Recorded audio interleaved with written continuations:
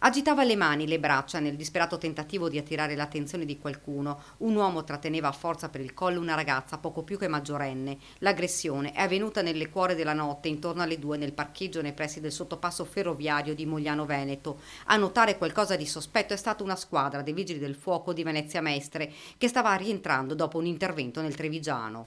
Passando per questa strada i pompieri si sono accorti della giovane. Poteva essere un saluto, ma loro per sicurezza sono tornati indietro. Per fortuna, perché la ragazza, sotto shock e spaventata, era bloccata dall'aggressore.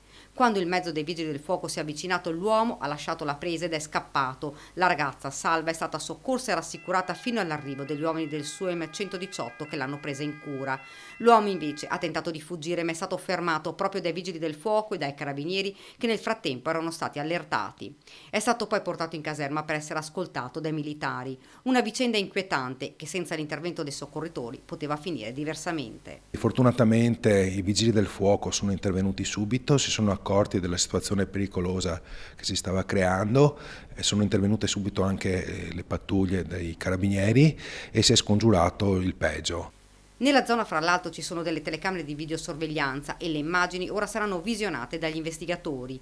Molte le domande che rimangono per ora senza una risposta. L'aggressore sembrerebbe un uomo già conosciuto alle forze dell'ordine e residente in un comune vicino. Sembra, ma il condizionale d'obbligo, che la ragazza residente nel Moglianese non conoscesse l'aggressore. Le indagini sono affidate ai carabinieri della locale stazione. L'appello del sindaco. Sono vicende che, ahimè, capitano spesso in questo periodo post-lockdown. Abbiamo visto aumentare la violenza contro le donne, bisogna intervenire, noi stiamo facendo la nostra parte, stiamo sensibilizzando, ci vuole massima attenzione e denunciare e non voltarsi dall'altra parte se si vedono fatti di questo genere. Una zona tranquilla, ci dicono i residenti, durante il giorno. Per conto mio fino adesso mia figlia vive qua, non credo, vabbè, dopo sa se qualcuno mi fa fuori da casa.